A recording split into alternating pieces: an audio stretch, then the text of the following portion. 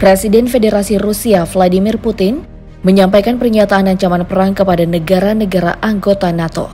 Hal ini terjadi karena dalam beberapa waktu yang lalu, Amerika Serikat melalui pemimpin negaranya Joe Biden menyetujui penggunaan misil jarak jauh pasokan AS NATO untuk digunakan Kiev dalam perang yang melibatkan Rusia dan Ukraina.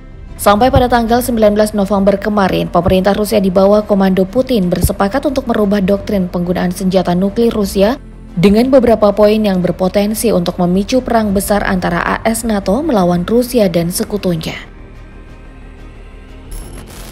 Seperti yang telah disinggung menjelang akhir jabatannya sebagai Presiden Amerika Serikat, Joe Biden membuat serangkaian gerakan serius yang berpotensi untuk meringankan eskalasi perang besar antara Ukraina dan negara-negara NATO melawan Rusia dan para sekutunya. Dalam laporan The New York Times, pemerintahan Joe Biden telah memberikan lampu hijau bagi militer Ukraina untuk menggunakan rudal jarak jauh ATACMS yang dipasok oleh Amerika dan NATO. Sikap ini tentu saja berbahaya sebab disetujuinya penggunaan rudal jarak jauh milik Amerika Serikat di perang Ukraina secara otomatis membuat Amerika Serikat dan para sekutunya terlibat langsung dalam konflik bersenjata yang terjadi antara Rusia dan Ukraina. Secara teknis, penggunaan misil jarak jauh membutuhkan satelit dan tenaga ahli khusus dari Amerika agar Ukraina dapat mengoperasikannya. Fakta ini mengungkapkan keterlibatan langsung Amerika dan negara-negara NATO dalam konflik berdarah antara Rusia dan Ukraina. Terlibatnya Amerika dalam menyuplai misil jarak jauh di tengah perang jangka panjang antara Rusia dan Ukraina membuat posisi Rusia dalam bahaya. Di tangan Ukraina, misil jarak jauh ATACMS pasokan Amerika dapat membahayakan wilayah Rusia yang berada pada jarak 300 km dari perbatasan Ukraina. Merespon hal ini, Presiden Federasi Rusia Vladimir Putin menggelar rapat terbatas dengan para petinggi Rusia untuk membahas perubahan doktrin nuklir mereka. Selaras dengan itu, dalam salah satu keterangannya, Putin mengungkapkan bahwa apabila Ukraina menggunakan misil jarak jauh atau drone tanpa awak yang disuplai oleh negara barat untuk menyerang teritori Rusia, maka Rusia tanpa ragu akan menggunakan senjata nuklir untuk membalas serangan-serangan itu.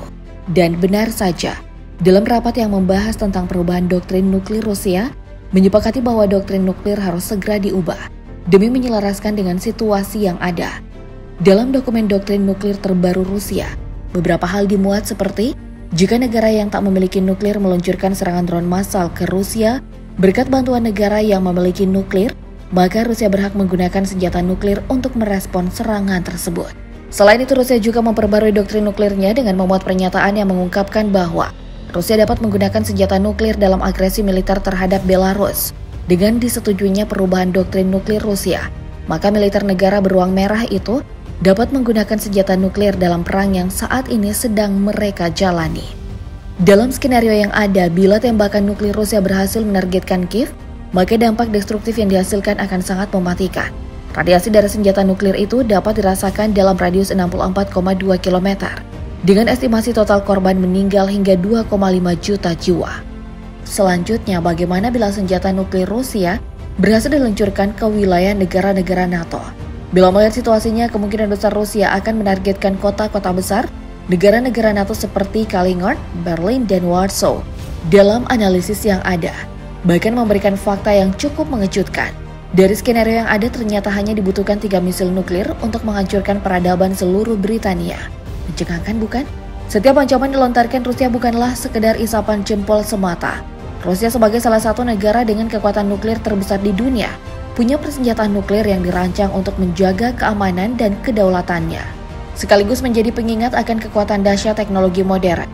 Di daratan, misil balistik antar benua seperti RS-24 Yars dan Topol M menjadi ujung tombak pertahanan mereka. RS-24 Yars yang dapat diluncurkan dari kendaraan bergerak mampu membawa 3 hulu ledak dengan daya ledak masing-masing sebesar 200 kiloton. Bersanding dengannya, Rusia juga memiliki Topol M, senjata nuklir yang tampil dengan hulu ledak tunggal mencapai 800 kiloton. Dengan jumlah masing-masing senjata sebesar 772 dan 78 unit, kedua misil ini menjadi penjaga utama tanah air Rusia dari ancaman musuh-musuh mereka. Namun kapabilitas Rusia tak berhenti sampai di situ. Rusia juga memiliki misil legendaris R-36M2 Voevoda yang ditakuti karena mampu membawa daya penghancur yang sangat mematikan. Mampu mengangkut hingga 10 hulu ledak yang mana setiap unitnya memiliki daya ledak antara 550 hingga 750 kiloton. Lebih lanjut, generasi penerusnya RS-28 Sarmat juga dirancang untuk membawa hingga 16 hulu ledak dengan daya ledak yang setara atau bahkan lebih dari yang kita bayangkan.